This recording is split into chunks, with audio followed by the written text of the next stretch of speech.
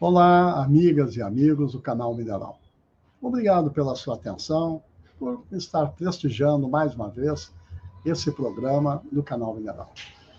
O canal Mineral pode ser acessado no Twitter, no Instagram e no Facebook. Se inscreva e repasse esse vídeo para todos os seus amigos, parceiros, que para nós será muito positivo. Hoje nós vamos conversar com Pedro Luiz Vicensky. Acho que é esse o nome. Um nome mais complicado que o meu, que é Cláudio Sclia. O Pedro, todos nós conhecemos como Pedrão, presidente da Federação dos Trabalhadores na Indústria dos Estados de Goiás, Tocantins e Distrito Federal, que é a FITEG desses estados. O Pedrão é também secretário regional da CNTI, da região Centro-Oeste. E é fundador, ex-presidente, do Sindicato dos Trabalhadores nas Indústrias Extrativas do Vale do Rio Quixás, de Goiás. É isso aí. Todos que conhecem o Pedrão sabem que ele é daqueles companheiros que toparam assumir a representação dos trabalhadores nas disputas de todo dia, por seus direitos, que sempre foram, toda a história, duramente conquistados. E as brigas sempre exigiram, obrigaram, ainda mais nos dias de hoje, né, serem mantidos os direitos que foram conquistados. Por isso, Pedrão, te faço algumas perguntas sobre os desafios para exercer essa atividade de sindicalista. Considero importantes essas perguntas porque a tua experiência ela é importante como uma forma de se mostrar, explicitar como os sindicalistas se formaram e como eles atuam. Bem, uma primeira pergunta seria por que você foi trabalhar nessa mina de ouro, no interior de Goiás? E resolveu entrar nas brigas sindicais lá nessa base onde você está. E depois assumiu uma direção regional em diversas categorias em nome da tua central sindical. E, aliás, nessa central sindical, junto com Calixto e tantos outros, participando de lutas nacionais. Um segundo ponto. Quais foram, e ainda são, as dificuldades que você enfrentou como dirigente e presidente do sindicato de base em Quixás e na federação, que você hoje é o presidente. Um terceiro ponto que é importante você nos falar. Essa situação se agravou após a reforma trabalhista provocada pela lei aprovada em 2017, a Lei 13.467, que tanto altera a CLT, que vem desde o governo Getúlio Vargas. Quarta questão. No seu modo de pensar, quais são as dificuldades atuais, as maiores dificuldades do movimento sindical? E qual seria a saída para fortalecer o movimento? E a última questão, Pedrão, você conviveu por muito tempo com sindicalistas como Luiz Lopes de Lima, uma grande liderança sindical aí da região, e José Calixto Ramos, muitos que nós conheceram, eu conheci, que foi presidente da CNTI, Confederação Nacional dos Trabalhadores da Indústria. Fale um pouco da tua experiência junto a esses companheiros. Bem, essas são questões que seria importante nós conhecermos. Vamos lá. Olá, inicialmente eu quero cumprimentar aqui todos os ouvintes desse momento aí do canal Mineral, da nossa Sexta Mineral, que tem feito sucesso, né? E então cumprimento a todos aqueles que nos ouvem nesse momento.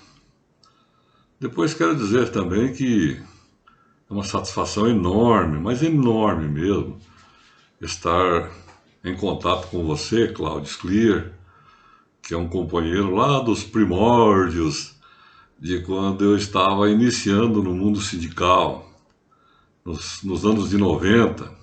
Né? Foi muito bom te conhecer, conhecer o Lorival, conhecer muitos outros companheiros valorosos que, a seu modo, fizeram, né, a história do movimento. Não só o sindical, mas o social também. Né? Isso foi importante, mas muito importante para nós conseguirmos nos estabelecermos enquanto líderes de movimentos sindicais e sociais. Então, um abraço a você, e aí vem você dar uma pisadinha na bola comigo também, né, o Cláudio Sclier.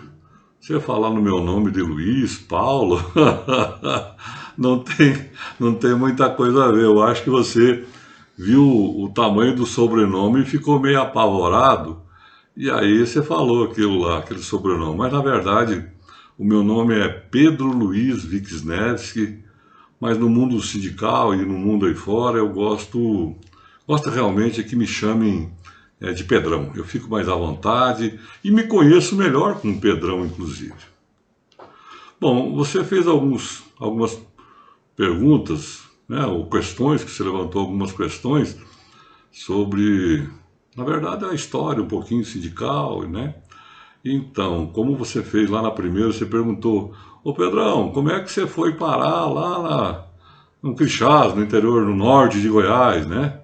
Na mineração Serra Grande, foi para onde que eu fui. Então, Cláudio e demais, na verdade eu trabalhava numa empresa chamada Geosol, Geologia e Sondagens Limitada. Trabalhei por vários anos, aliás a minha família também trabalhou nessa empresa. Uma ótima empresa, muito boa. Meu coração dói até hoje por eu ter saído dela, né, que eu gostava muito dessa empresa. E aí eu fui, numa ocasião, em 89, o meu filho mais velho, Pedro Neto, meu casamento, nasceu. E com 6 dias de nascido eu tive que viajar. Fui para a África, num país chamado Zaire, hoje é a República do Congo. E fiquei 6 meses lá. Quando eu voltei, meu menino já estava quase caminhando. E isso me doeu muito, né? E também, aí eu acabei, como eu gostava muito da cidade de Crixás, tinha morado em Mara Rosa, aquelas redondezas ali do norte, eu resolvi aceitar uma proposta da mineração Serra Grande, que estava se estabelecendo lá, e era a mineração de subsolo, é a mineração até hoje. Uma das grandes empresas do Brasil, eu diria, dos grandes grupos do mundo, faz parte do grupo da Anglo Gold Ashanti. Né? Mas quando eu fui para lá no início, e aí começa toda a história sindical. Bom, na verdade a história sindical começou quando eu fui para a África, né?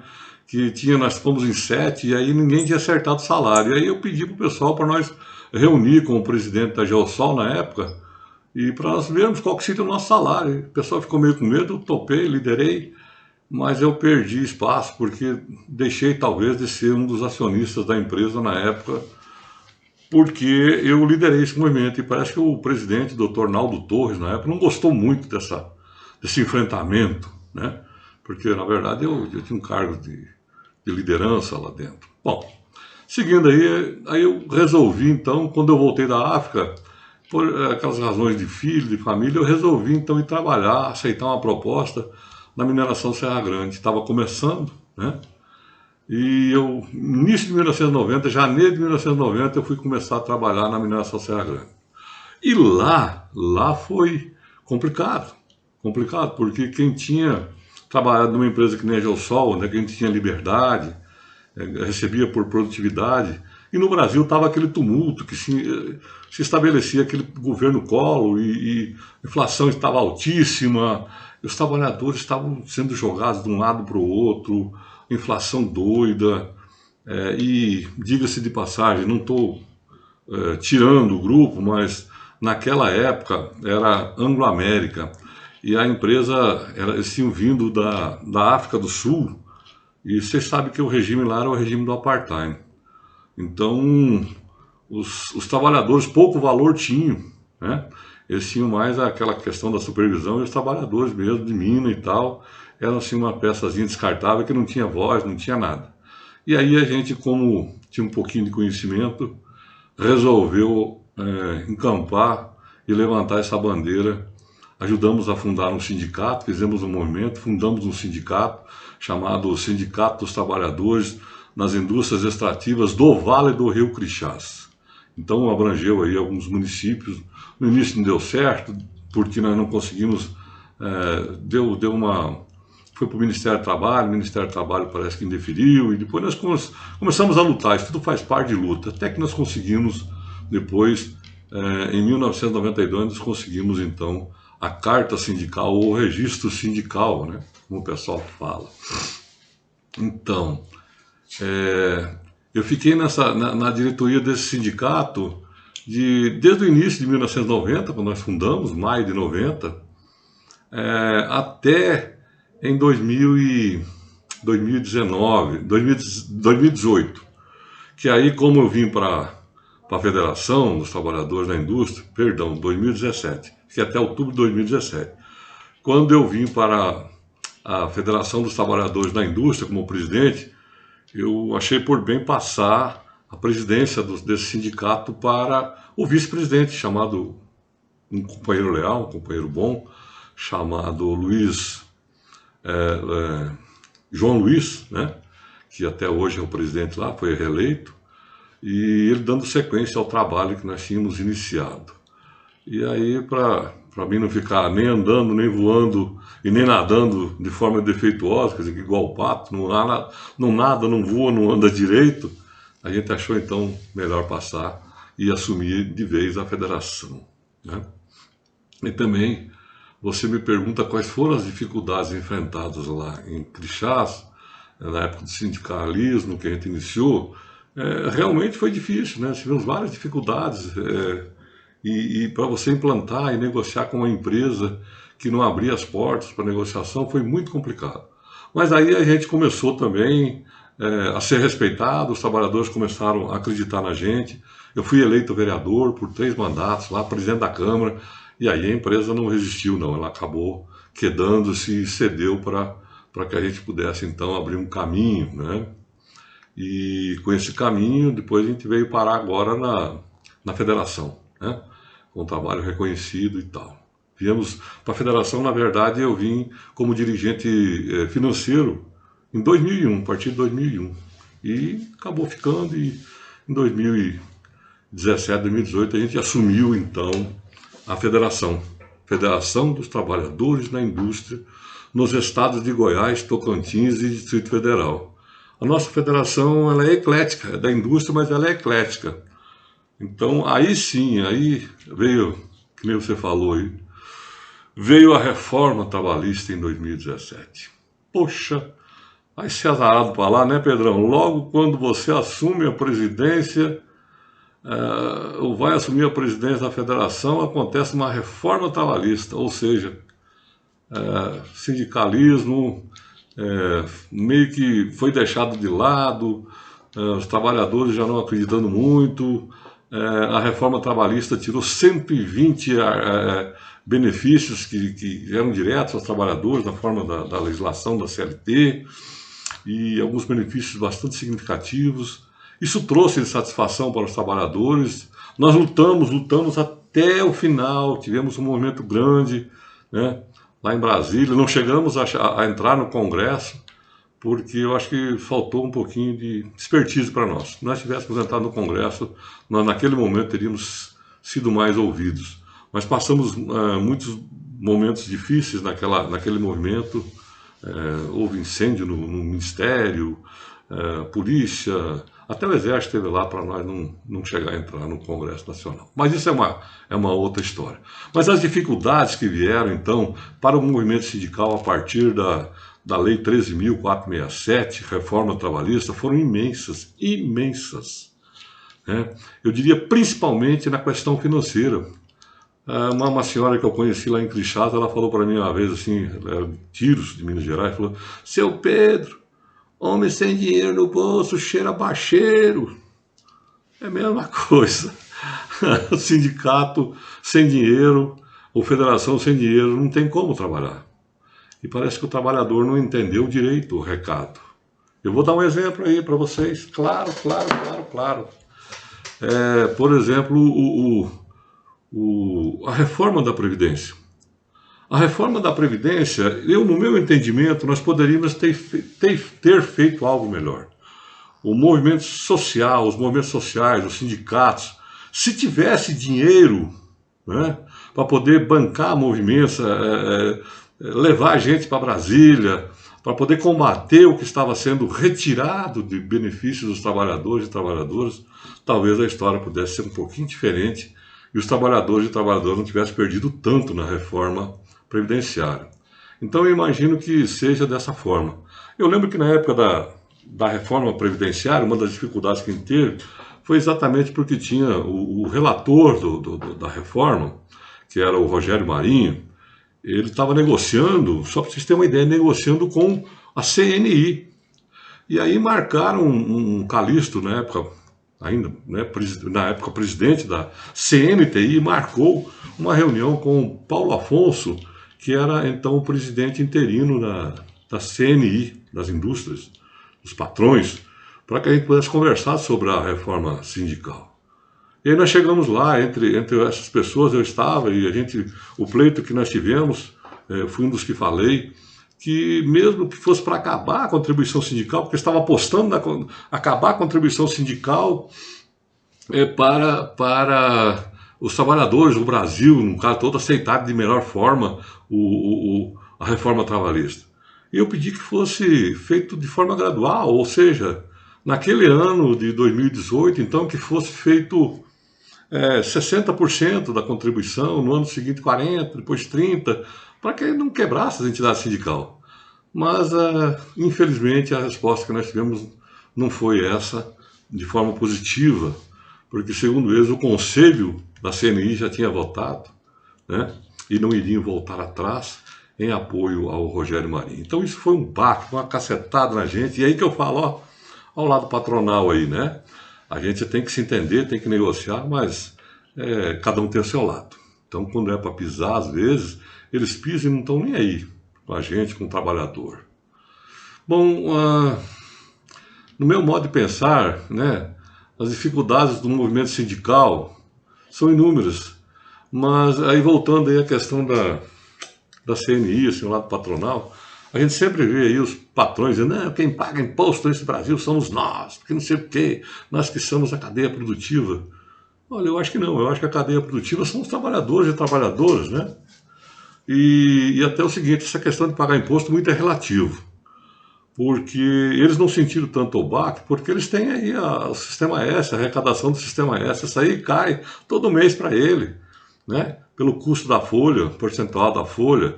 Então, eles têm que investir, né? Mas o dinheiro deles vem, e também baseado num percentual da folha. Mas os sindicatos laborais, sindicatos de trabalhadores, esses não podem se organizar porque não tem dinheiro. E quando falar, nós pagamos a conta, não. Nós pagamos imposto, não. Na verdade, essa é a minha visão. Talvez vocês possam analisar de outra forma, tal, e eu respeito. Mas olhem só, todas as empresas, né, aquelas empresas que produzem algo e tal, ou que fazem determinado serviço, prestadores de serviço e tal, elas têm uma planilha. E dessa planilha elas colocam tudo, colocam salário, colocam benefícios, colocam encargos sociais e insumos para poder produzir. E quem paga a conta não são eles, não, com todo o respeito.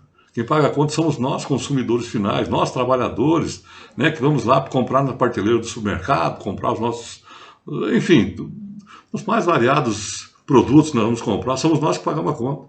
Porque todo o preço de todo o nosso trabalho, de todas as empresas, das planilhas das empresas, estão embutidos no produto. Até porque ninguém leva prejuízo, né? Como é que você vai produzir algo para levar prejuízo? Então quem paga a conta, na verdade, somos nós, consumidores finais. Então, é um lamento que eu sempre deixo aí para a gente poder ver e raciocinar, né? Responder sempre, não, peraí, mas não, quem produz aqui, quem paga a conta somos nós, empresários. Não, não são. Na verdade, eles têm a coragem, às vezes, vamos despertar essa coragem, de poder topar um negócio, de ir lá no banco buscar financiamento, que muitas vezes até buscam dinheiro, que somos nós também, brasileiras e brasileiros, que pagamos através de financiamentos, BNDES e outras mais, mas que quem paga a conta no final também somos nós, duplamente, né? Se a empresa quebrar, quem paga a conta somos os brasileiros, ou seja, nós novamente. Bom, você me perguntou também numa outra questão, que nesse mundo sindical eu trabalhei tive a satisfação enorme de trabalhar com pessoas como um ícone do mundo sindical, no caso específico aí, o senhor Luiz Lopes de Lima, grande sindicalista aqui do estado de Goiás, do Centro-Oeste, foi secretário regional também. Gente, tudo de bom. Com esse homem eu aprendi, mas aprendi muito, mas muito mesmo, sobre o mundo sindical. E principalmente eu aprendi alguma coisa, né?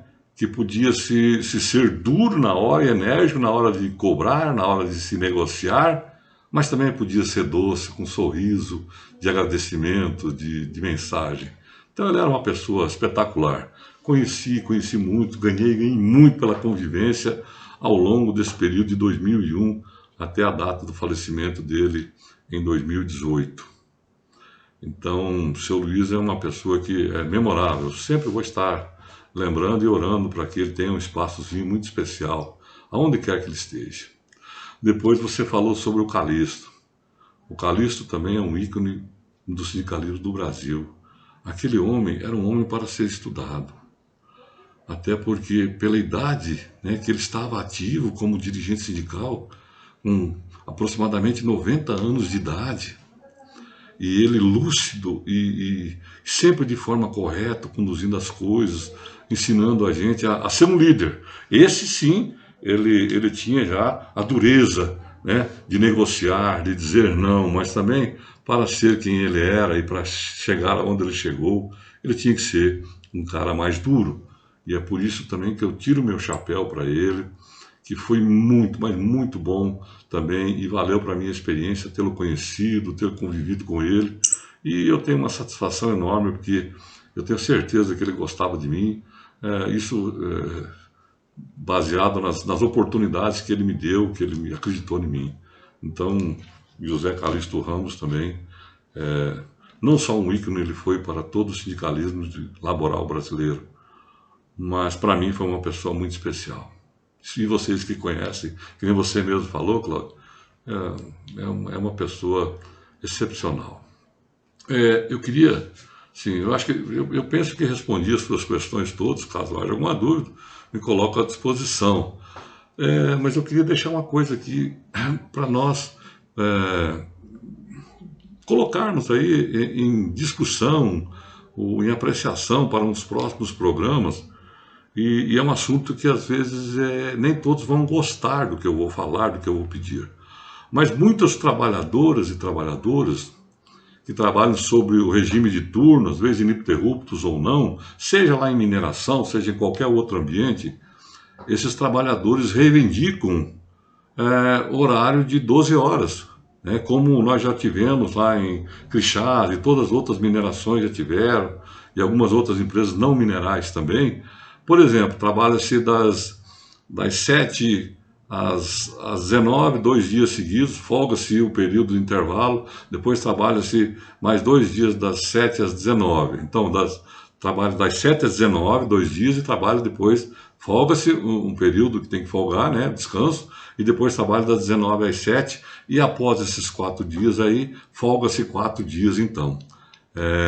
Eu queria trazer a discussão, que a gente pudesse levantar. Eu sei que às vezes a Marta poderá até ser contra, mas acreditem no que eu estou falando. Os trabalhadores reivindicam esse horário.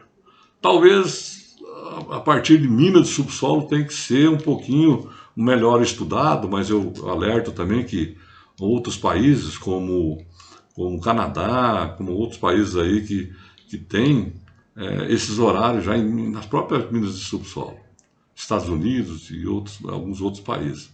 Então, é uma coisa a ser pensada, uma coisa para a gente ser discutido dentro desse canal mineral. E também mais uma outra coisa, que esse meio de comunicação que nós temos agora no momento, que ele não ficasse só no setor mineral, nós pudéssemos expandir isso mais para para outros setores, né? Mas dentro do sindicalismo, dentro de a gente defendendo uma causa social, né? Isso é importante. O nosso trabalho não pode parar. Nós iniciamos e não adianta querer voltar atrás agora não, né?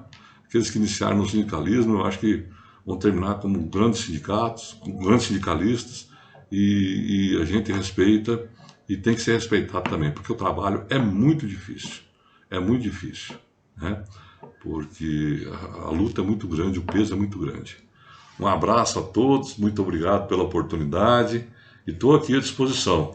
Esclia, muito bom, né, conversar com você e um abraço aí para os nossos demais companheiros, Lorival e outros mais. Grande abraço aí a todo o setor mineral que eu trabalhei e laborei muitos anos.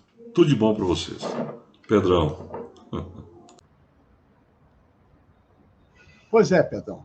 Como sempre, você dá uma aula para nós nessas questões que você levantou, nessas respostas que você dá agora. E a tua experiência pessoal sempre é importante, porque é a partir dela que você nos explica essas questões do sindicalismo brasileiro. Desculpa te chamar de Luiz Paulo, viu? Bem, é porque até mesmo eu sempre te chamei de Pedrão. E esse é o teu nome, como você mesmo diz, o teu nome para todos. Você mostra bem, Pedrão, desde tua participação na fundação e direção do sindicato de base dos mineiros, lá de Quixás, até as decisões nacionais que você tomou, junto com o Calixto e tantos outros sindicalistas, como continua necessária a luta sindical dos trabalhadores. E essa luta sindical que sobre várias denominações e ideologias dos sindicatos e os seus dirigentes. Mas são sempre fundamentais estarem presentes, organizando os trabalhadores. Nós que estamos construindo o canal Mineral, sabemos disso. E queremos dar a voz nesse canal para todos e todas que representam trabalhadores no chão das fábricas, no chão das minas e no campo. Ainda nos veremos muitas vezes, Pedrão, para discutir os prejuízos para os trabalhadores que este governo tem implementado, seja com a aprovação da Lei 13.467, lá em 2017, como com tantas outras legislações, normas, portarias, em que eles prejudicam os trabalhadores através de conquistas que os trabalhadores tiveram ao longo de tantos anos. E quanto à jornada de 8 horas, que você também levanta, Pedrão, como você diz, temas desse tipo é necessário escutar, conversar, refletir muito, com companheiras como Marta Freitas, Mário Parreiras e tantos outros companheiros e companheiras na tua base sindical, sem esquecer e procurar a Frente Única dos Petroleiros, o Sindicato dos Petroleiros também, de base, que vivenciam esse debate. O canal Mineral, Pedrão, está à disposição para se enfrentar esse debate, como tantos outros na mineração e em outros segmentos necessários para a construção de um mundo melhor para todos e todas. Como você diz, nosso trabalho não pode parar. O canal Mineral pode ser acessado no Twitter, no Instagram e no Facebook. Inscreva-se, dê joinha e nos veremos no canal Mineral. Muito obrigado pela presença, assistência de todos vocês e até a próxima sexta-feira, Mineral.